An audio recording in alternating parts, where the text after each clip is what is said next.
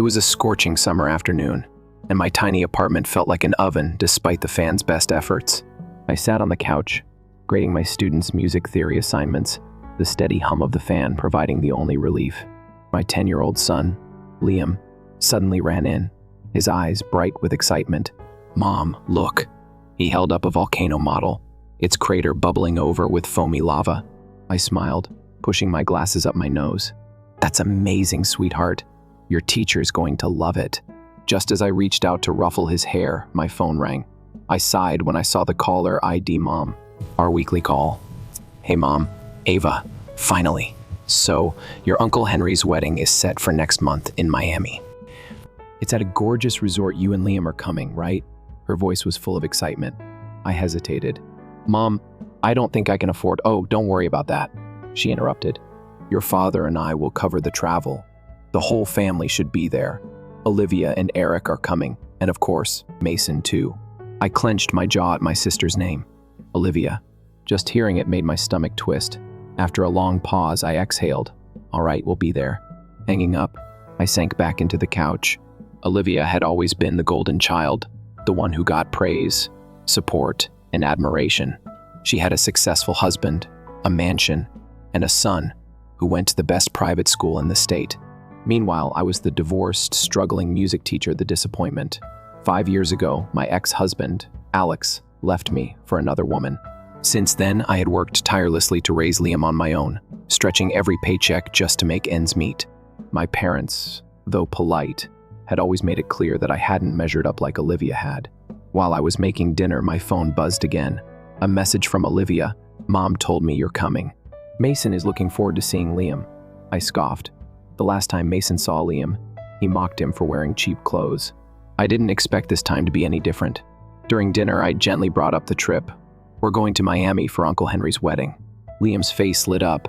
"Really? Can we go to the beach?" I smiled. "Of course." His excitement dimmed slightly. "Mason's gonna be there, isn't he?" I nodded. Liam poked at his pasta. "He always makes fun of me." My heart ached. You know, people like that aren't happy inside. We don't need to be like them. Liam sighed. "I know, but it still sucks." I reached over and squeezed his hand. "We're going to have a great time, I promise." That night, I stepped onto the balcony and stared at the city lights, thinking about how exhausting it would be to spend an entire weekend around Olivia and her perfect life. But I had no choice. I was going, for Liam's sake. The next morning, my mother called again. "Ava, I've made all the travel arrangements," she said casually. "Oh?" I sipped my coffee, bracing myself. "Olivia and Eric are flying first class. Your father and I will fly with them." I paused. "And us?" "You'll take the bus," she said, as if she were stating the weather. "It's more affordable." My stomach twisted. "A bus, Mom? That's a 12-hour ride." "Well, airfare isn't cheap, and we thought this would be best given your situation." I closed my eyes, gripping the phone. "Right. Don't worry, dear. You'll still get there in time." After hanging up, I turned to Liam. "Sweetheart, about the trip, we'll be taking a bus." "A bus?" He frowned. "That's really long." "Yes," I admitted, forcing a smile. "But we'll make it fun. We can read, play games, and see the scenery." Liam thought for a moment before asking, "How is Mason getting there?" I hesitated. "They're flying." His face fell. "Why aren't we flying?" I ruffled his hair. "Because sometimes the long road holds the best surprises." The morning of our departure arrived. At the airport, Olivia and her family stood in pristine designer outfits, looking like they had stepped off a magazine cover. Mason was absorbed in a brand new tablet, barely acknowledging us. "Finally, you're here," Olivia said, glancing at her watch. "We need to check in." "Good morning to you too," I said dryly. "So, what time does your bus leave?" my mother asked. 9, I replied. "We have an hour," Olivia smirked. "A bus, huh? Well, she couldn't possibly think she'd be flying business class," my mother added with a laugh. Mason snickered. "Buses stink." "We rode one for a school trip. It was awful." Olivia and her husband chuckled. Even my mother had a small smile. Only my father looked uncomfortable. Liam tensed beside me, his small hands gripping my arm. "Let's go," my mother said. "We'll see you in Miami." As they walked toward security, Olivia waved. "Enjoy your bus trip." Liam's voice was small. "Mom, why do they act like that?" I took his hand. because some people never grow up. But we're different. We're going to enjoy this trip, okay? Liam nodded, though the hurt remained in his eyes. As we headed toward the bus terminal, I knew one thing for certain. This journey might not be easy, but it would be the start of something unexpected, and, perhaps, something life-changing. The bus terminal was nothing like the sleek, polished airport where we had just stood with my family. It smelled of exhaust, coffee, and something vaguely greasy. The air was thick with conversations, the occasional overhead announcement crackling through the speakers. Liam clung to my hand, looking around with wide eyes. "Mom, this is different," he said hesitantly. I gave him a reassuring squeeze. "It's an adventure, sweetheart. Every great trip starts somewhere unexpected." We found our seats near the window. Liam immediately pressed his forehead against the glass, watching as people shuffled around outside. The bus wasn't packed, but it wasn't empty either.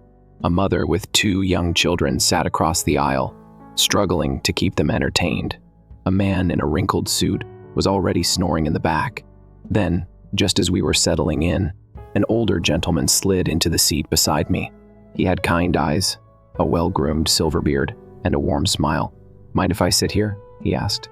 "Of course not," I replied, glancing at Liam to make sure he was comfortable. "I'm Jack," he introduced himself, offering a firm handshake. "Ava," I said, "and this is my son, Liam." Jack leaned forward slightly, directing his attention to Liam. "What's that you've got there?" Liam held up his backpack. "My volcano model. It's for my science project." Jack's eyes lit up. "Ah, a scientist in the making. That's fantastic. I used to be a teacher myself, though not in science." That piqued my interest. "What did you teach?" "Music," he said with a knowing smile. I blinked. "You're kidding." "Not at all. Music education has been my life's work. One actually run a company that helps schools integrate better music programs." Something stirred in my chest. "That sounds incredible," Jack chuckled. "It has its moments."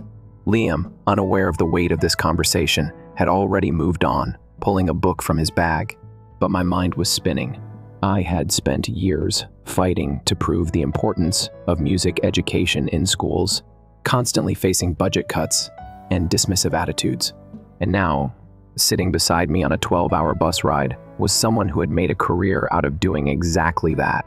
As the bus rumbled to life and pulled away from the terminal, Jack and I talked about music, about teaching, about the challenges of keeping the arts alive in a world obsessed with numbers and test scores.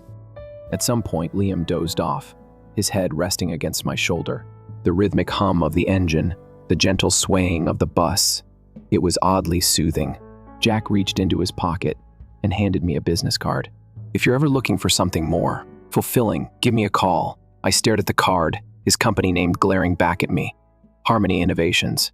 I had heard of them before. They were a leader in modernizing music education, creating programs that actually worked instead of being shoved aside as extracurricular fluff. I swallowed. "Thank you." "No rush," he said. "Just think about it." We rode in comfortable silence for a while, the city fading into open roads and vast skies. Hours later, as we stopped for a quick break at a rest area, Liam stretched and rubbed his eyes. "Mom, how much longer?" "About 6 more hours, buddy," I said, glancing at my watch. Jack stood and stretched. "Let's grab some snacks." My treat. I started to protest, but he waved me off. Consider it a welcome to the adventure gift. Liam, of course, was thrilled at the prospect of snacks. We stepped into the dimly lit convenience store. The cool blast of AC, a welcome change from the stuffy bus. Liam carefully selected a bag of chips and a juice box, while Jack grabbed a coffee and a granola bar. I settled for a bottle of water, my mind still racing from our conversation. As we returned to our seats, Liam leaned in close. "Mom, Jack is nice." I smiled. "Yeah, he is." Liam crunched on his chips, deep in thought. "Do you think Mason's already at the hotel?" I sighed. "Probably. And do you think he's telling people we're taking a bus?" That question hit harder than I expected, because, honestly, I wouldn't be surprised. Olivia had a way of making sure everyone knew who was doing well and who was struggling. And taking a bus instead of flying first class? That would be prime material for her. "Liam," I said softly, "does it really matter what Mason thinks?" Liam stared at his juice box. No, but it still doesn't feel good. I pulled him into a side hug. I know, sweetheart. But people like that, they only have power over you if you let them. The rest of the ride was a blur of quiet conversations, shifting scenery, and fleeting moments of rest. When we finally arrived in Miami, it was well past sunset. The air was thick with humidity, the neon lights of the bus terminal flickering above us. Jack helped us grab our bags. So, where are you staying? I let out a breath. Sunset Resort. Jack's eyebrows lifted. Well, what do you know? That's my stop too. Liam's eyes widened. Really? Jack laughed. Really. We took a taxi together, the city lights blurring past as we neared the resort. When we finally pulled up, I felt a twinge of nerves. The lobby was grand, polished marble floors gleaming under chandeliers, and there, by the check-in counter, stood Olivia, dressed impeccably, her hair perfect, a flute of champagne in her hand. Mason was next to her, scrolling through his phone, completely disinterested in the world around him. The moment she spotted me, her lips curled into a smirk. Well, you finally made it. Mason barely looked up. How was the bus? I inhaled deeply, willing myself to stay calm. It was great, actually. Jack stepped forward before Olivia could say another word. Ava, Liam, thank you for the company on the ride. I'll see you tomorrow. Olivia's smirk faltered. You know him. Jack turned to her, offering a polite nod. Jack Morrison, CEO of Harmony Innovations. Her mouth opened slightly, then closed again. I smiled. We met on the bus. Jack gave me a wink before walking away, leaving Olivia standing there, her expression unreadable. Liam tugged at my sleeve. Mom, was that good? I squeezed his hand and whispered, that was perfect. Tomorrow, the real fun would begin. The hotel room was small, but cozy, with a balcony that overlooked the ocean. Liam pressed his hands against the glass, staring at the dark waves rolling under the moonlight. This place is huge, he whispered. I walked over and put a hand on his shoulder. Yeah, it is. Fancy, huh? Liam nodded, but he was distracted. I could see it in the way his fingers fidgeted against the window. Mom, do you think Mason will be nicer this time? I exhaled slowly. I don't know, sweetheart. But remember, what he says doesn't define you. Liam nodded, though he didn't look convinced. The next morning, sunlight streamed through the curtains. I barely had a chance to stretch before a knock sounded at the door. I pulled it open to see Olivia standing there, dressed in her usual effortless perfection. She was wearing a crisp white blouse and designer sunglasses perched on top of her head. Breakfast? She asked, her tone just a little too sweet. I studied her for a moment. Just me or just us, she confirmed. I thought we could catch up. That sent alarms ringing in my head. Olivia didn't catch up. She assessed, evaluated, and judged. But I nodded anyway. Let me leave a note for Liam.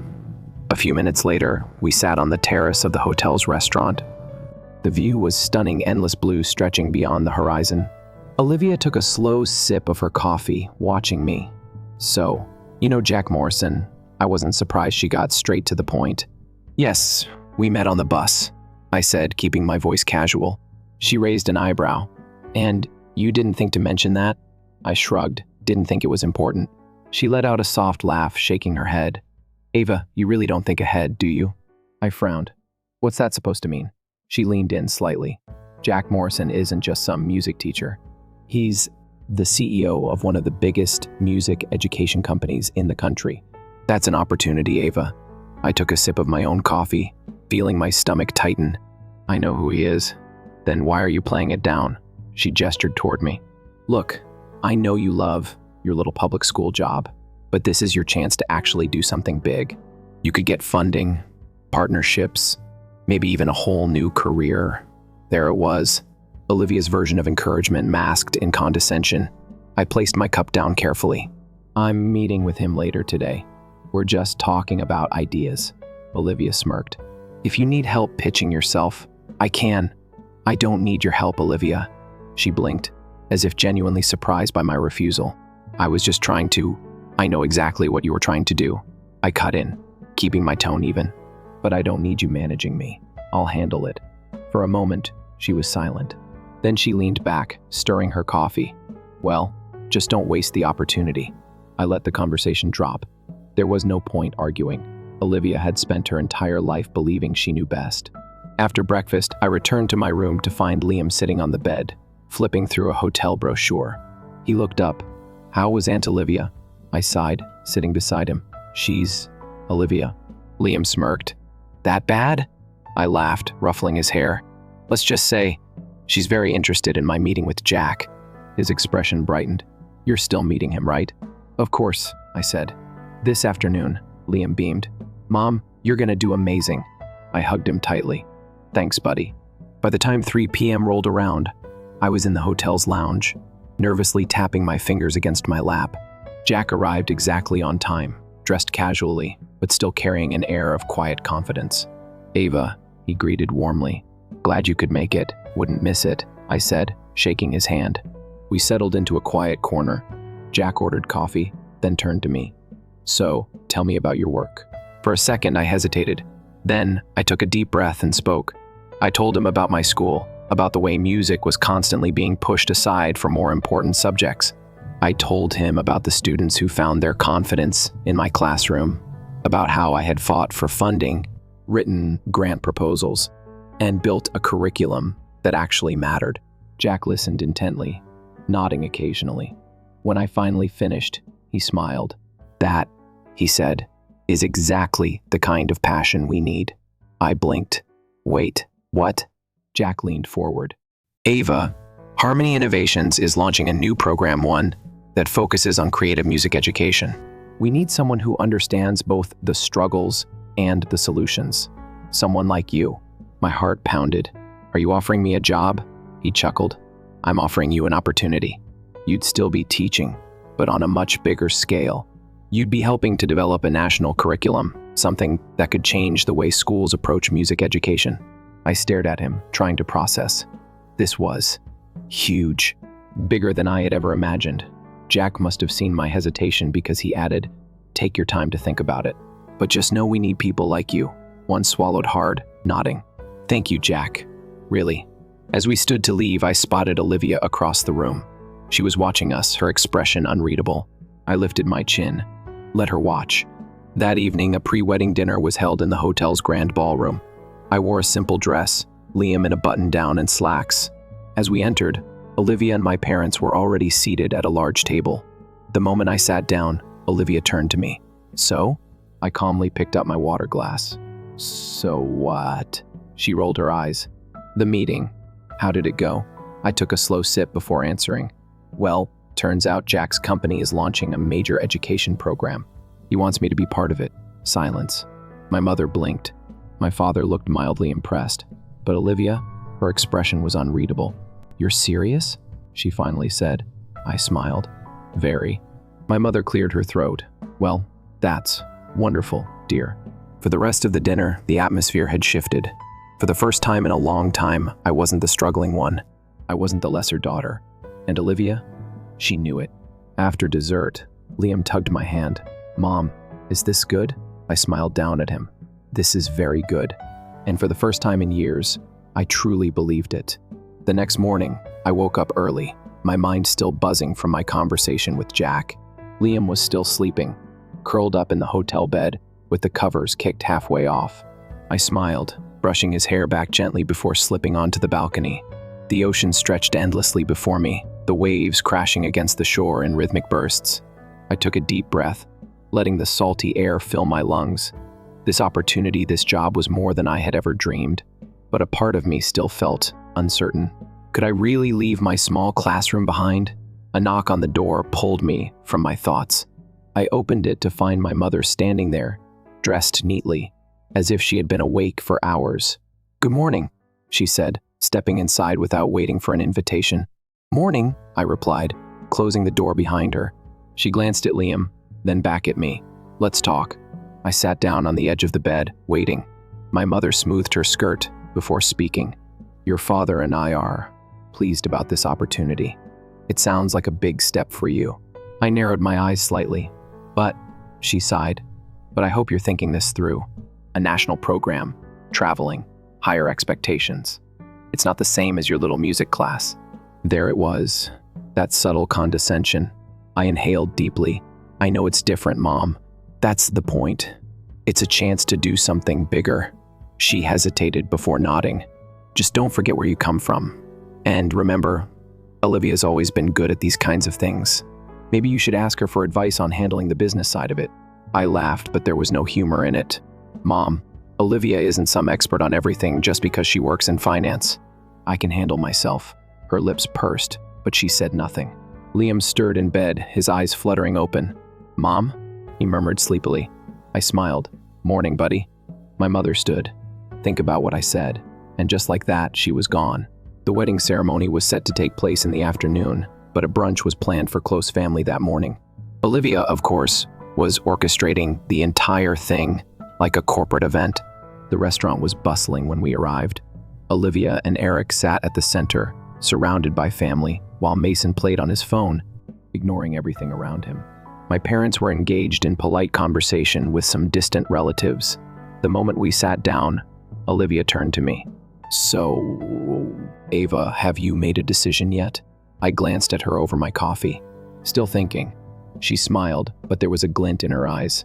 Well, don't take too long. Big opportunities don't wait forever. Liam nudged my arm. Mom, can I get pancakes? Of course, sweetheart. As he ran toward the buffet, Olivia leaned in. You know, Mason has been taking piano lessons for years now. Top instructor. Maybe he could show Liam a few things. I nearly choked on my coffee. Show Liam a few things? She nodded. He's quite talented. I'm sure Liam could learn a lot from him. I set my cup down slowly. Olivia, do you hear yourself? You act like Liam is some charity case. My son doesn't need Mason to teach him anything. She blinked, caught off guard. I didn't mean it like that. Yes, you did. I cut in, just like you always do. The table had gone quiet. My mother was frowning. Eric shifted uncomfortably. I stood. Excuse me. As I walked toward Liam, I heard my father clear his throat. Maybe we should focus on the wedding today. Damn right, Dad. The ceremony itself was beautiful. The sun hung high, casting a golden glow over the beach as Henry and his bride exchanged vows. Liam squeezed my hand, his eyes bright as he watched the couple. They look happy, he whispered. They are, I murmured back. That's what matters. As the guests moved toward the reception area, I spotted Jack across the lawn. He raised a hand in greeting, and I made my way toward him. Ava, he said, smiling. Enjoying the wedding? It's been eventful, I said with a small laugh. He chuckled. I can imagine. Before we could continue, a voice interrupted. Ava. I turned to see Olivia approaching, a tight smile on her face. I was just telling Eric about your potential new job. It's fascinating, really. But I was wondering, have you considered if it's stable? Jack frowned slightly but stayed silent. I folded my arms. Stable? She nodded. You have Liam to think about. Changing jobs, traveling, is that really the best choice for him? I clenched my jaw. Olivia, don't pretend this is about Liam, she sighed dramatically. I'm just saying, maybe it's too risky. Jack, who had been quietly observing, finally spoke. Ava's passion and expertise are exactly why we want her. And from what I've seen, she's more than capable of making the right decision for herself and her son, Olivia faltered. I didn't mean, I think you did, Jack said calmly. But Ava doesn't need your approval. She's already earned this. I looked at him, touched by his words. Olivia's face was unreadable, but I knew what she was thinking. This wasn't how things were supposed to go. She had spent years being the successful one, the one everyone looked up to. And now, I wasn't the struggling sister anymore. I was the one in control. That evening, after all the formalities were over, Liam and I walked along the beach. The moon cast a soft glow over the water, the waves rolling in gentle patterns. Liam kicked at the sand. Mom? Yeah? Are we really moving? I looked down at him. Would you be okay with that? He thought for a moment, then nodded. As long as we're together. Tears pricked at my eyes, but I smiled. Then we're doing it. Liam grinned, running ahead, leaving footprints in the sand. I watched him, my heart full. I had spent so long believing I had to prove something to Olivia, to my parents, to the world, but I didn't. I had already won, and this was just the beginning. The morning after the wedding, I woke up feeling lighter than I had in years. The weight of constantly trying to prove myself to my family had lessened. Liam was still asleep, his small frame tangled in the hotel sheets, his steady breathing a calming sound. I quietly stepped onto the balcony, letting the warm Miami air wash over me. Today was the final full day before we flew home, or rather, before Olivia's family flew home in first class, and Liam and I boarded our 12-hour bus ride. A part of me had accepted my family's favoritism a long time ago, but something had changed over the past few days. I had changed. I wasn't the same woman who had arrived at this resort, bracing for impact. I had something I never had before: control. As I sipped my coffee, my phone buzzed. A text from Olivia. "Meet me for coffee. Just us." I exhaled slowly. After last night, I had a pretty good idea of what this was about. Still, I texted back, "Fine." 30 minutes. The cafe was quiet, tucked away from the main resort. Olivia was already seated at an outdoor table, stirring her cappuccino with slow, deliberate movements. She looked up when I approached, flashing a tight smile. "Ava," she greeted, as if we were old friends. I sat down, placing my cup on the table. "Olivia," she sighed, setting her spoon aside. "Look, I'll be direct. I think you're making a mistake." I raised an eyebrow. "Which mistake would that be?" "This job," she said, exasperated. "This whole Harmony Innovations thing. You're getting swept up in something big, but you haven't thought about the consequences." I leaned back in my chair, crossing my arms. "Go on. You're a single mother, Ava. Traveling, working on a national program, it's not stable. It's unpredictable. Liam needs stability." My fingers tightened around my cup. "You mean like the stability of being dismissed by my own family? The stability of being treated like I'll never measure up?" Olivia blinked but recovered quickly. "That's not what I meant." "Then what do you mean?" I pressed. She hesitated. "I just don't want you to fail." I let out a short laugh. "No, Olivia, you don't want me to succeed." Her eyes darkened. "That's not fair, isn't it?" I said, tilting my head. "For years, you've been the perfect daughter. The one with the career, the money, the success. And now, for the first time, I have something of my own, something big. And you don't know what to do with that, do you?" Olivia's jaw tensed. "That's not true." I leaned in. "Then, why are you so desperate to talk me out of it?" She looked away, staring at the ocean. When she finally spoke, her voice was quieter. "Because I know what it's like to chase something big. And I know what it's like to fail." That admission surprised me. Olivia never talked about failure. I studied her. "Are you talking about your company?" Her lips pressed together. "We've had setbacks." That was the first real crack I'd seen in Olivia's polished exterior.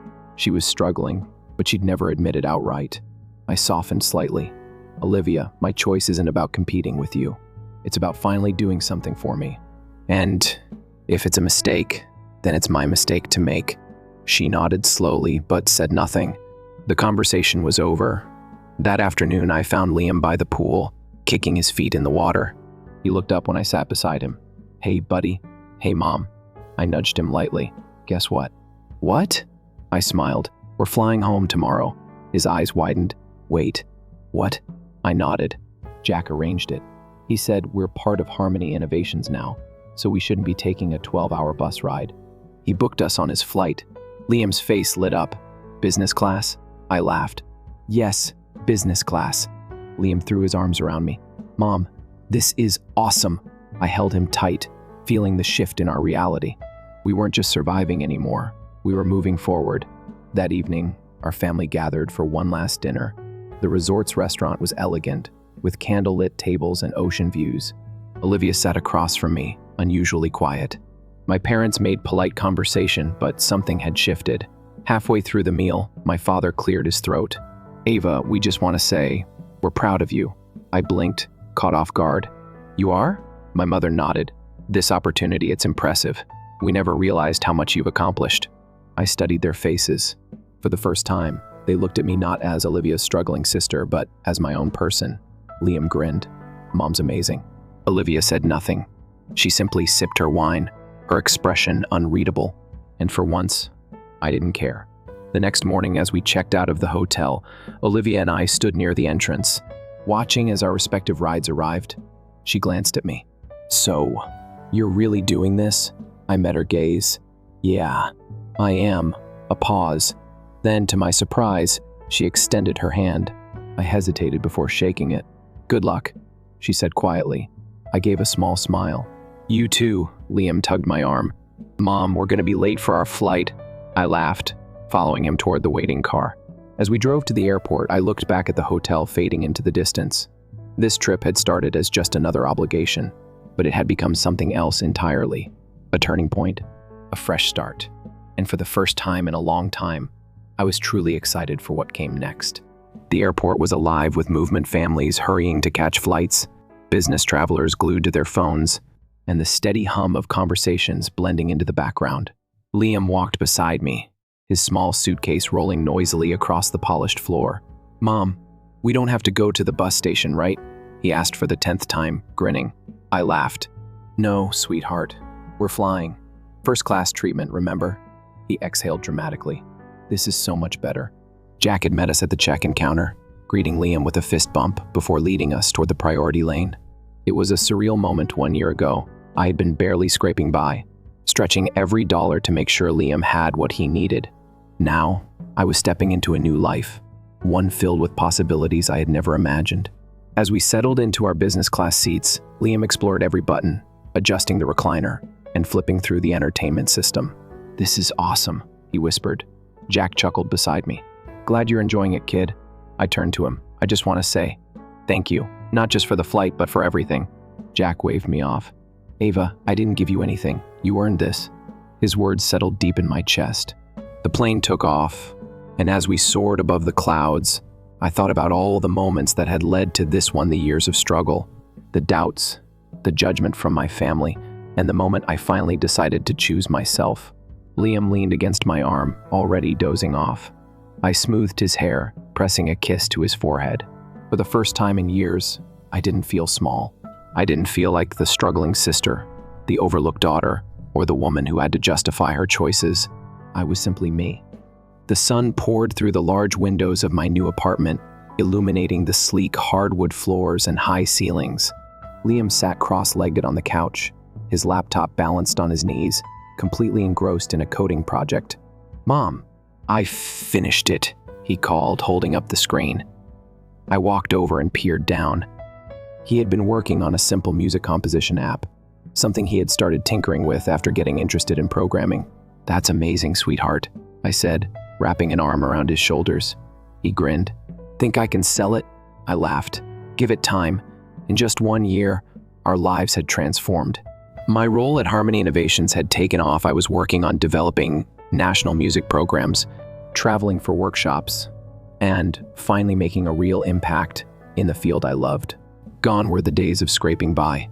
Liam was thriving in a top-rated school, surrounded by teachers who nurtured his interests in both music and science. And me? I had never felt more fulfilled. As I checked my phone, I saw a message from Jack confirming a meeting for our upcoming expansion into Europe. My stomach flipped with excitement. I was going to London next week. Liam looked up from his laptop. "Mom, are we ever going to see Grandma and Grandpa again?" I hesitated before sitting beside him. "Maybe. Family is important, but it's also about respect. Sometimes, people have to change before we let them back into our lives." He nodded slowly. "Like Aunt Olivia?" I sighed. "She reached out a few months ago. Just small messages. She's been struggling since the company loss, and I think she's realizing she doesn't have all the answers." Liam tilted his head. "Are we gonna see her?" I smiled softly. "I don't know yet, but I do know this: we're in control of our lives now. And that's what matters." He grinned. "As long as we don't take any more 12-hour buses, I'm happy." I laughed, pulling him close. "No more buses, I promise." As the city skyline stretched beyond our windows, I exhaled, feeling the weight of the past completely lift. This was our life now, and we were just getting started. Story 2, Wife Cheated with Her Boss and Daughters Covered for Her, is the title of this tale. I so amended my will, served her divorce papers, and disowned them. Since I have absolutely no one else to talk to at the moment, I suppose I'm putting all this crap out for strangers on the internet. My life was completely upended, and I'm still struggling to comprehend half of what has transpired. However, putting it down could or might not help. In any case, we started dating when she was 19, and I was 22, and we have been together for over 30 years. Back then, we were broke and lived in a run-down apartment that constantly smelled like the cats of the previous occupants. regardless of how much we cleaned. However, we were content as we worked together to figure things out and make it work. We constructed everything ourselves from the ground up. Had 2 daughters, Zoe, age 24, and Olivia, age 26. Olivia consistently topped her class in college, was valedictorian of her class, and had a prestigious business position. She is currently engaged to Ethan, a finance guy. The wedding is scheduled for October. Zoe is more relaxed when it comes to art and such. A daddy's girl, she has always been. I believe she was, however. Like any marriage, we experienced difficulties. When the girls were young, money was scarce. Melanie served tables and earned her degree while I worked construction, sometimes 2 jobs. We had arguments over foolish things, but we always worked things out. Isn't that marriage? When things are tough, you don't give up easily. You persevere. I'm not sure, though, recently. There was a strange feeling. Over the past few months, Melanie's behavior has changed. Nothing significant. Simple stuff. As if she had suddenly developed a strong protectiveness for her phone. I picked it up once only to see what time it was. She virtually leaped across the room to take mine from me while it was charging. Said something about limits and privacy. We've been wed for 30 years. We've had phone limits since when? After that, she began having girls' evenings with Olivia and Zoe. It was nice when they got together, maybe once a month. It always seemed fantastic to me. Although they were close, they began to see each other every other week, and occasionally more. And I receive these evasive responses when I inquire about their whereabouts or activities. Only dinner. Just getting caught up. Melanie used to tell me everything they discussed and gossiped about when she got home. I returned home early from a work trip around 6 months ago. I took an earlier flight since the client appointment was canceled. Melanie was on the phone as I stepped in, but she abruptly hung up when she spotted me. Said that it was only Olivia. However, she seemed strange and shifted the topic when I questioned what they were discussing. Once, as I entered the kitchen, I heard Zoe muttering something low to Melanie in the middle of her sentence. I didn't hear it all. Simply put, do you believe he is aware? Both of them turned to face me. Their eyes widened slightly, as if I had woken them up. What are the 2 of you whispering? Half laughing, I asked. Melanie smiled casually as she recovered fast. Oh, just discussing a topic for later. There is nothing to be concerned about. Zoe spoke out a bit too quickly. Yes, it is only a surprise. Soon enough, you'll know. I surprised myself by raising an eyebrow. For what purpose? Melanie brushed by me to get something from the refrigerator and murmured, just something fun. You'll see. Since my birthday was quickly approaching, I wondered if they were preparing for it. Then there was that other evening when Melanie informed me that she was spending the weekend with her sister in Columbus. Not a huge deal. I didn't give it any second thought. A few days later, Olivia casually mentioned that her mom had acquired a great tan as we were catching up on the phone. In February, I discovered a tan in Ohio. I felt as though I had spoken something incorrectly because of the smallest pores, which were almost perceptible. Olivia then gave a little laugh. Yes, exactly. Before she departed, we went sunbathing together. It was somewhat arbitrary. I dismissed it because it didn't seem like a huge concern. However, I soon noticed that Melanie had been dressed differently, purchasing new clothing and applying cosmetics more frequently. Began attending 3 times a week to the gym. I suppose that's good for her, but it felt unexpected. Oh, and a few months ago, she got herself this silver bracelet. Said it was a prize for reaching a professional milestone. It appears pricey. She became defensive when I asked her how much it cost. Said that I had never given a damn about her taking care of herself. It is untrue. If we can afford it, I've always advised her to acquire the things she desires. I kept wondering that perhaps I was taking things too personally during all of this. Perhaps it's simply empty nest syndrome. Now that both females had left the house, it was just the 2 of us. After 30 years, people do change, don't they? That's typical. When his wife gets a new hairstyle or spends more time with our children, I don't want to be that controlling, jealous spouse. I'm not like that. It has never been. Melanie has always had my full trust, but I couldn't get rid of this nagging sense. As like something wasn't quite right. As if I were overlooking something clear. Then everything came apart on a Tuesday that was just like any other. I was overseeing a building site at work. Nothing noteworthy. I checked my email about midday, sifting through the typical nonsense when I noticed anything. "Your wife is cheating on you" is the subject line of a message. At first, I assumed it was simply spam. Some scams are similar to those emails from Nigerian princes, but I opened it anyhow for some reason. The email was brief. "For more than a year, Melanie has been betraying her boss, Richard. Except for you, who felt you should know. Everyone in the company is aware. Additionally, a video was provided." For almost 20 minutes, I sat in my truck and stared at my phone. I was apprehensive about seeing it, as if I hadn't noticed it. It might not have been real. But after a while, I hit play. The footage appeared to be from a Christmas party held by the corporation.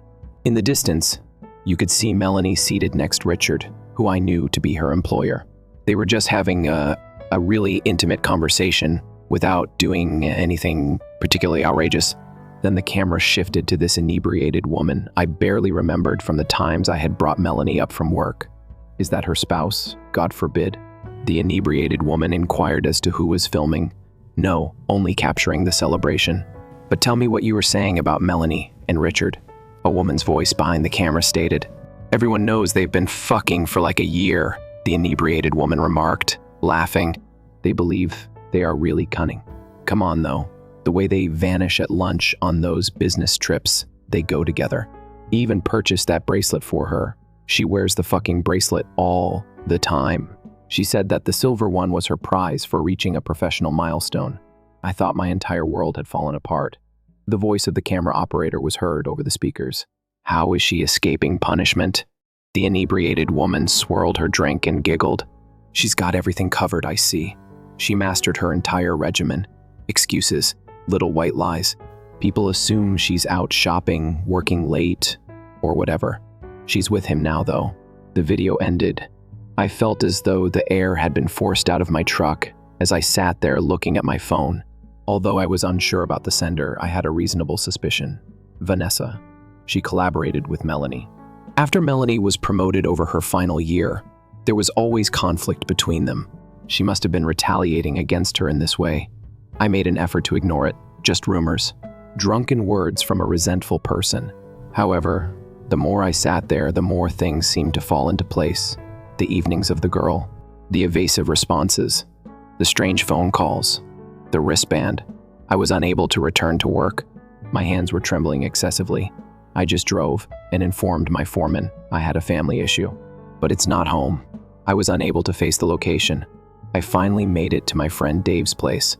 After glancing at me, he realized something was off. I remained silent. I simply took out my phone, pressed play, and gave it to him. "Man, holy shaw." When the video concluded, Dave said, "How will you respond?" I didn't know. I wanted to face Melanie immediately, and it was all I could think about. However, another aspect of me required further evidence. It's possible that the video was simply resentful workplace gossip, correct? It was insufficient. I stayed at Dave's that evening and informed Melanie that I would be gone from home for 2 days due to an emergency at a construction site.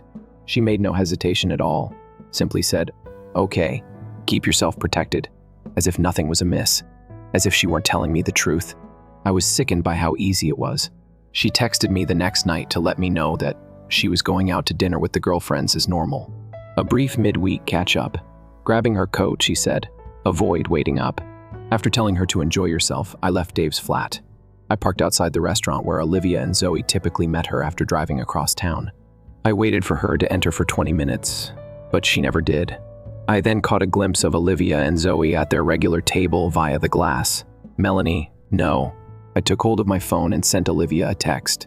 "Hello, may I ask whether Mom has arrived at dinner yet?" My phone buzzed a few seconds later. "Yes, she is present. Why?" My stomach turned as I gazed at the letter. The reality struck me like a ton of bricks. They were utterly dishonest. While their mother was away with him, they had been lying the entire time, covering her up, making up tales, staring me in the eye, and giving me false information. I tightened my jaw and looked at my phone's tracker app, the one we had put on each other's phones for security concerns years before. The eatery did not have her dot. It was at a fancy Italian restaurant across town. Even before I arrived, I knew what I would discover. Through the window, though, it still felt like a gut strike. She was seated next to Richard, practically on his lap, and quite near to him. She was grinning as if nothing were bothering her. Her head rested on his shoulder as she drew in closer. They had no intention of concealing it. I nearly puked. I pulled out my phone and took some photos. Many of them. I then launched the group chat for our family. The one with my parents, my siblings, her siblings, aunts, uncles, cousins, and everyone else. Not just Melanie, Olivia, and Zoe. I put out a note and attached the pictures. Melanie, I hope you're having a good time at supper with the girls. Your employer seems to be having fun with it as well. I sent it. My phone started blowing up right away. Olivia, Dad, what are you discussing? Zoe, what's happening? My sister, what on earth is this? Mom, is there a mistake here? Mel is Melanie's brother. What is he discussing? My cousin. What the fuck? My father called me. None of them were answered by me. What should I have said? I just learned that my wife of 30 years has been cheating on her boss. My daughters have also been filling in for her. How are you finding the evening? I drove about trying to think of anything to say for the remainder of the day. They were all seated in the living room, looking anxious. By the time I arrived home, Dad, what's happening? As soon as I entered, Olivia inquired. We've been going crazy. At first, I remained silent. I simply took out my phone, snapped some photos, and gave it to Melanie. Immediately, her face became white. These were sent by whom? She muttered. After receiving this, I took them today. I then started playing the video. The room fell quiet. Zoe broke down in tears. Olivia only gazed at the ground. Melanie continued to shake her head as if she could force everything to vanish. For what length of time? I insisted. Melanie refused to respond. Olivia was the first to speak. You must understand, Dad. How much time? They all jumped when I yelled. 15 months, Melanie said, hardly audible. And you too? I turned to face my girls. For what length of time have you been taking care of your mother, lying in front of me, making me appear like a complete moron? Now Zoe was crying. I'm very sorry, Daddy. It was only transitory, according to Mom. That something was happening to her. Quit talking. Melanie yelled at her. Zoe, please stop talking. Let her speak instead. I want to know exactly how my family plotted behind my back, I said. My family felt like strangers to me as I stood there looking at them. As usual, Olivia tries to take charge of the situation. Melanie seemed as though she had seen a ghost, and Zoe was sobbing uncontrollably. That wasn't the case. Olivia spoke in a composed, businesslike tone. The calm one, always. Mom wasn't happy. You were so preoccupied with your job, never stopped working on such lengthy tasks. Are you really pointing the finger at me now? What I was hearing was unbelievable. She added, I'm not blaming you, but her tone betrayed this. You weren't really there for her emotionally for certain reasons. That's all I'm saying. You were never interested in discussing actual matters. Despite being mentally tuned out, you were physically present. The stranger justifying her mother's infidelity caught my attention as I looked at my eldest daughter. Thus, it explains why she fucked her boss. Does it justify you lying to me for more than a year? No, but there isn't. However, once more I was yelling. This cannot be justified, not at all. A capital letter. At last, Melanie raised her voice. I intended to terminate it. I was also looking for the ideal moment. To what end? Leave me or come clean? What was it? She didn't respond. She was not required to. What kills me, you know? Gazing at all three of them, I remarked. Even the affair isn't the problem. That's just messed up. Do not misunderstand me. However, it's the conspiracy and the lying. Despite knowing this enormous secret, the three of you are smiling and behaving normal while we sit around the dinner table. How foolish that makes me feel, do you know?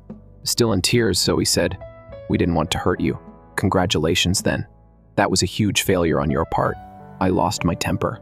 I felt a little guilty because of the pain in her eyes, but I was too furious to give a damn. Now what? Olivia inquired. Always sensible. While I was still processing the bomb that had exploded in my life, I was already considering my next course of action. I want you all to leave this house right now. Silently, I said. Right now, I can't even look at any of you. Please, Dad, Zoe pleaded. Let's discuss this. I am aware that I made a mistake. I simply had no idea what to do. Leave now, I yelled. I mean it. You everyone. Leave now. As the door shut, they were gone, leaving Olivia and Melanie essentially carrying a frantic Zoe. I felt as though someone had torn out and trampled on my heart as I fell into the couch. The home was so quiet and deserted. I browsed through all of our family's pictures. I was furious. Shattered the closest picture of Olivia at her college graduation against the wall. For 2 seconds or so, it felt good when the glass broke. I simply felt worse after that. That night, I didn't get any sleep. Just sat there looking at nothing on the couch, attempting to understand everything. All 3 of them kept buzzing my phone with calls and texts, but I chose to ignore them. What might be said? The days that followed were a haze. I took a break from my job. I explained a family emergency to my boss. Not a lie in theory. I hardly got off the couch, didn't actually eat, didn't take a shower. I sat there and relived the entire last year, searching for clues I might have overlooked. Dave stopped by to see how I was doing, delivered food that I didn't consume. I should go stay with him, he said. Said that being by myself in the house with all the memories wasn't healthy for me.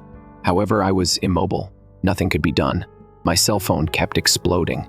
Melanie started off by apologizing in her mails. "I'm so sorry. Let me tell you why I'm furious, please. You're acting like a child. To avoid being manipulative, we must speak like grown-ups. I'm concerned for you. Just let me know that you're all right, please." I paid them all no attention. I no longer cared about Melanie.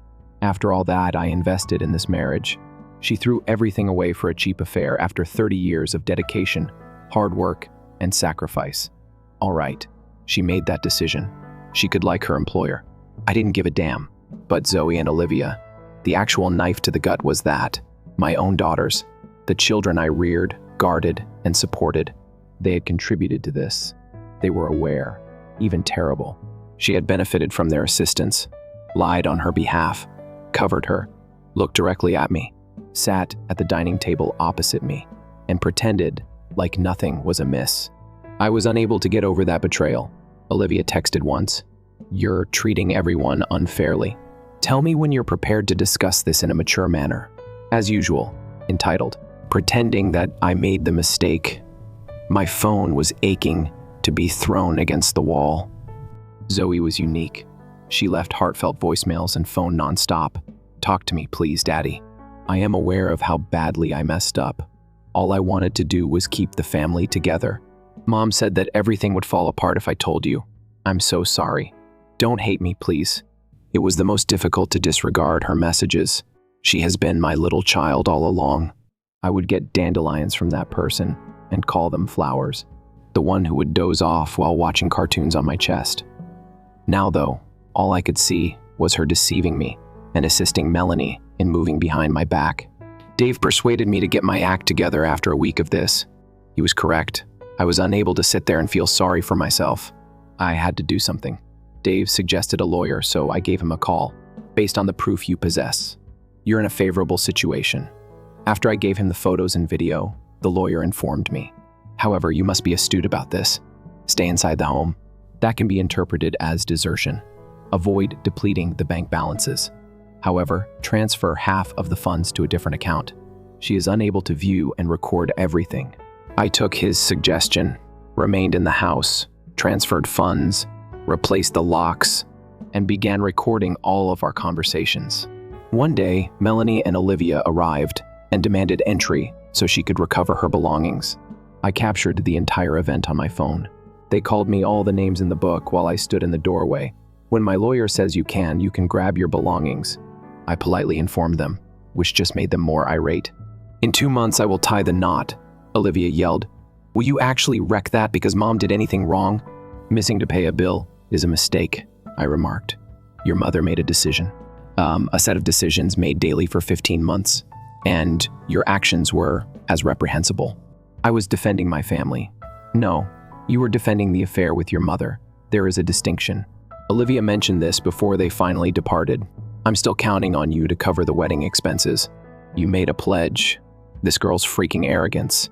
In her face, I simply shut the door.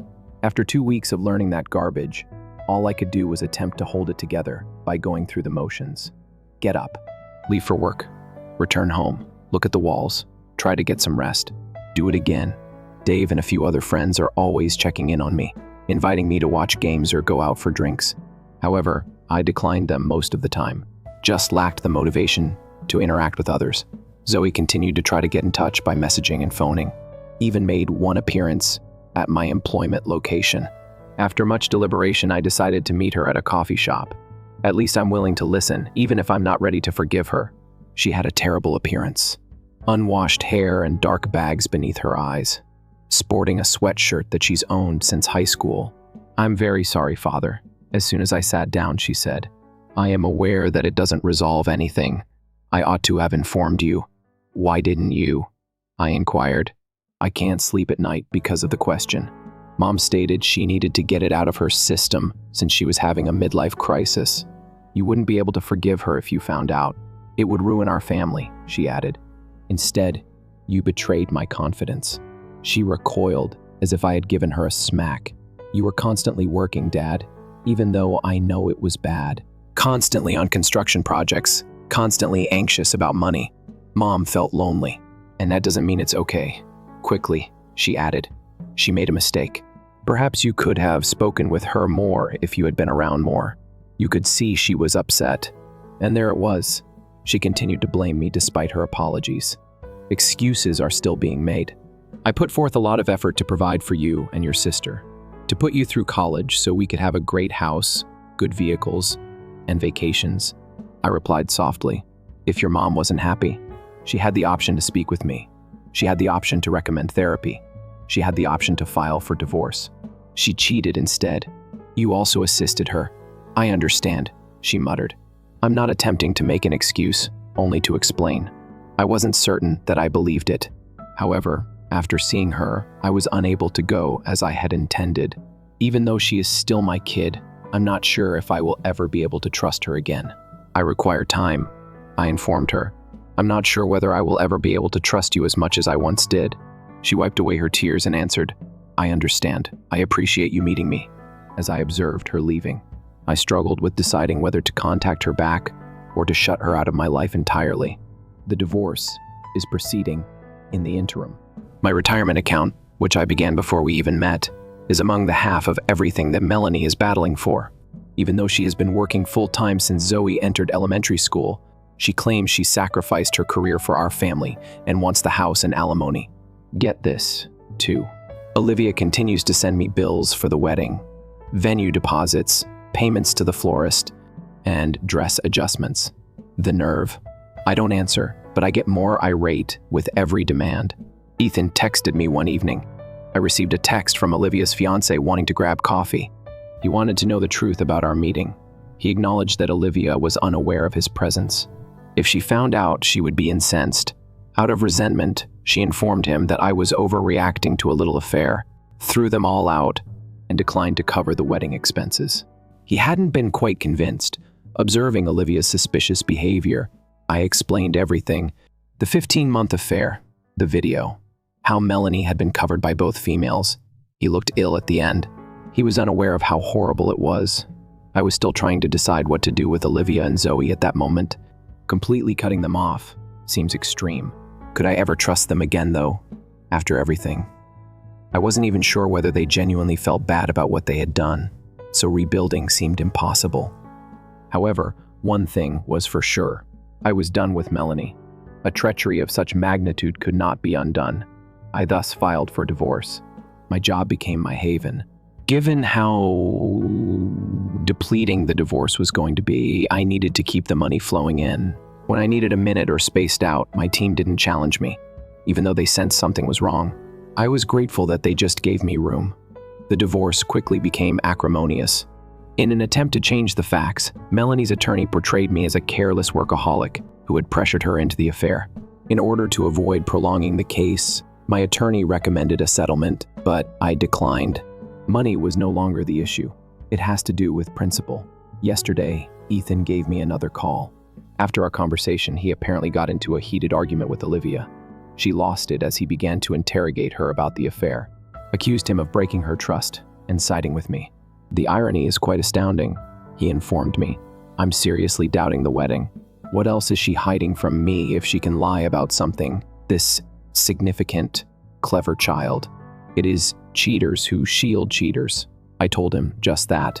Anyone can defend lying to anyone if they can defend lying to their father for more than a year.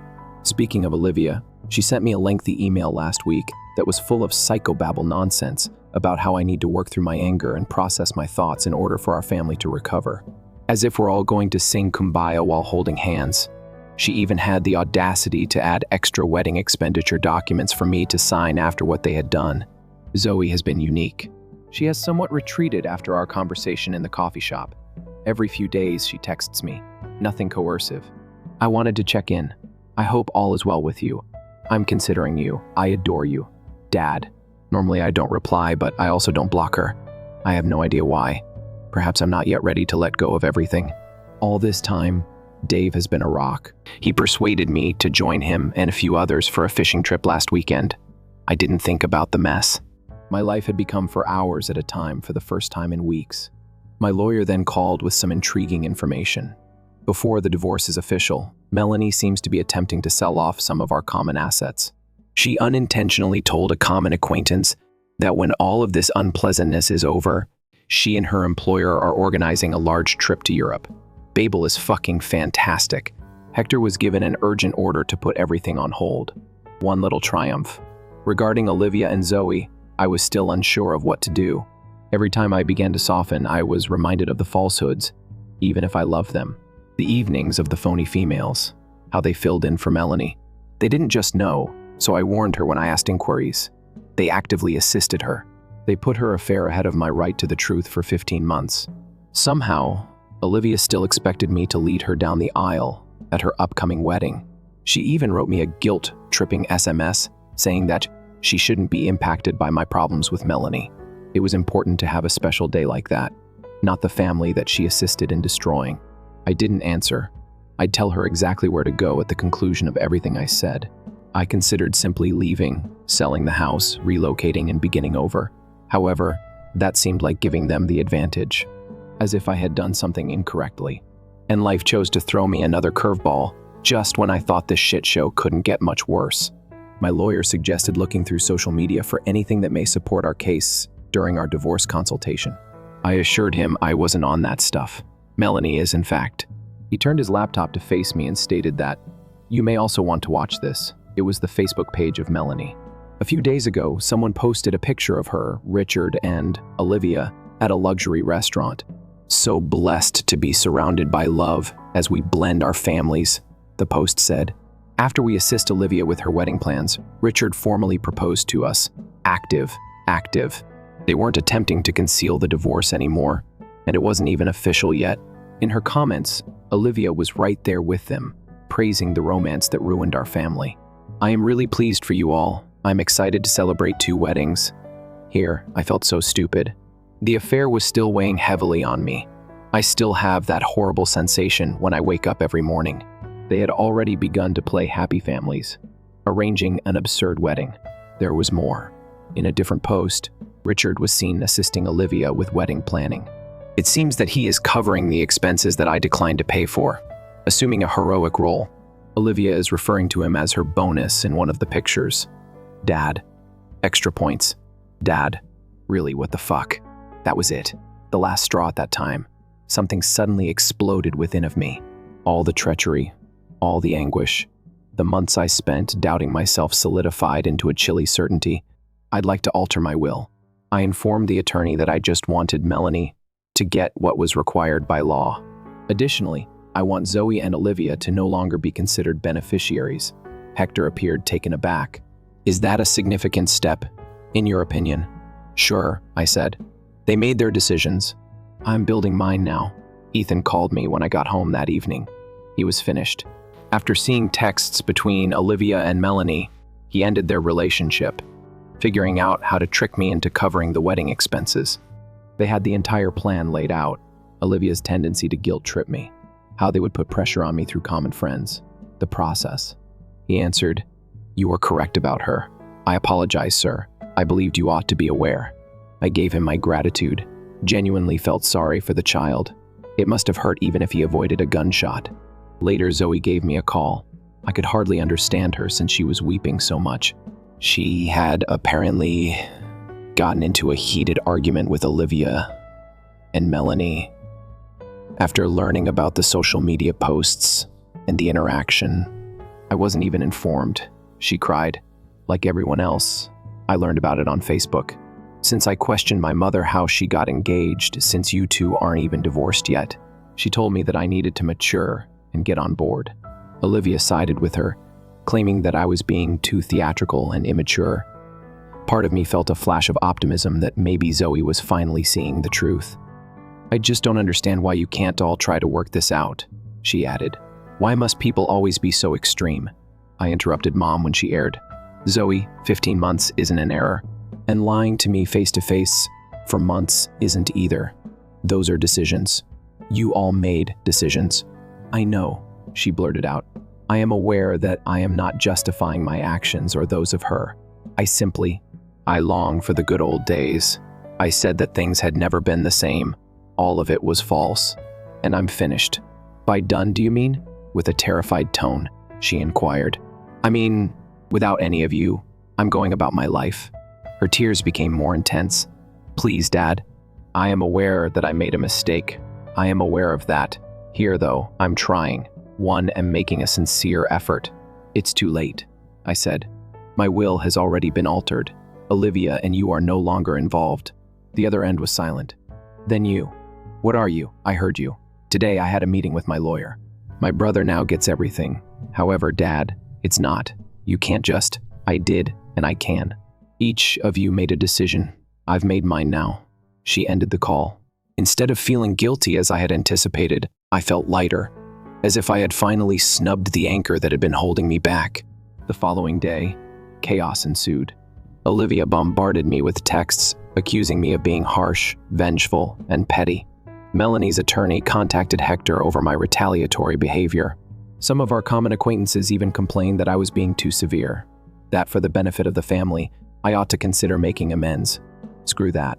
Screw all of it. I slept all night long. There are no dreams about the past. No feeling ill when you wake up. Just restful slumber without dreams. It dawned on me then that the family I believed I had never existed. The sight was a mirage. And perhaps that's all right. Perhaps living in the truth, even if it hurts, is preferable to living in a cozy fiction. The last update. 5 months have passed since everything went wrong. I thought I would provide you all with an update. The divorce is final. Melanie's desires were not quite fulfilled. Thanks to all the evidence I had and Hector's fierce legal defense, she didn't get the home or my retirement, but she did get some money in her automobile. 2 weeks after our divorce was finalized, she and Richard were married. Elegant. The house was sold by me. Too many memories. Both good and awful. Purchased a smaller location, nearer to the place of employment. Somewhere else. It's mine, but it's nothing special. No falsehoods, no ghosts. The following day, Zoe arrived at my home sobbing and pleading with me to change my mind after I informed her about it and amended my will. Declared that she would stop at nothing to put things right. I told her I was grateful, but I had made up my mind. Something changed in her when she saw that I wasn't going anywhere. She became silent, then aloof. That's it then? She inquired. You're just discarding everything after 30 years as a family? I didn't discard anything. You all did that, I informed her, when you chose to deceive me for more than a year. I haven't heard from her since she departed. She has apparently moved in with Richard and Melanie. One large, contented family. Olivia met a doctor shortly after Ethan left her, and they were married last month. I was not invited. I didn't think they would. According to people we had in common, Richard escorted her down the aisle. For a minute or so, that hurt. Then I understood that I didn't really give a damn. Eliminating toxic individuals from your life is really painful at first, but you will soon realize how much lighter you feel, how much more energy you have, and how much more clear your thinking is. It's been a few months since I started dating someone. I'll refer to her as Jess. I met her at a cookout hosted by a friend. She is also divorced, recognizes the baggage that accompanies that. It's going well, but we're going slowly. Excellent. She is aware of my entire background and does not condemn me for severing my daughter's ties. She understands things differently than other people. She is well versed in family betrayal because her ex cheated on her with her sister. Do I miss Zoe and Olivia? Occasionally. Usually it's more like missing the thought of them when I see a father taking his grown daughters out to dinner hear a song they used to enjoy, or on their birthdays. I believed I had daughters, the actual ones, the people who spent months lying to my face. Don't miss them at all, please. I met Ethan at a sports bar a few weeks ago. He's dating someone fresh and doing well. He informed me that Olivia had lately contacted him, confessing to a serious error and requesting another opportunity. He rejected her. "You taught me a valuable lesson about respect for myself," he remarked, "about refusing to be treated as though you are unimportant." That had great significance. Hearing that this entire drama resulted in at least something positive. I worked with my lawyer to finish my new will last week. My brother and his children, who have supported me through everything, get the most of my belongings. Additionally, I established a modest scholarship fund for construction management students at the nearby community college. I reasoned that I may as well assist some children who truly value the chance. Next year, Jess and I plan to move in together. I'm moving slowly, but the direction seems correct. She calls me out on my nonsense, makes me laugh, and has no family members that have ever betrayed me. Significant improvement. People occasionally inquire as to whether I regret cutting off all communication with Olivia and Zoe. They make statements like, "But they're your daughters," or "family is forever," among other cliches. I always give the same response. Family is more than simply blood. It has to do with trust, loyalty, and respect. They don't have the things my daughter showed me. Perhaps one of them will truly understand what they did and offer an apology without making excuses or shifting the responsibility. Pigs could also be able to fly. For either, I'm not holding my breath. All of this has taught me that you have no control over the actions of people, just the way you react. Melanie made the decision to cheat. I made the decision to distance myself from them all, while Olivia and Zoe decided to support and cover for her. The affair itself wasn't the most difficult aspect. Much though it was heartbreaking, it was much more upsetting to realize that my girls, whom I would have done everything for, could betray me in such a way, lie to me day in and day out, help destroy my heart, and then blame me for my unhappiness. Here's the problem, though. You may begin creating a true life, one that isn't founded on deception or fictitious commitments, but rather on sincere relationships with people who genuinely care about you once you come to terms with the fact that the people you loved aren't who you thought they were. In other words, I'm doing better than I ever thought I would. Although this isn't the life I had in mind, it's a decent and truthful one. And that is more valuable than any lie-based family.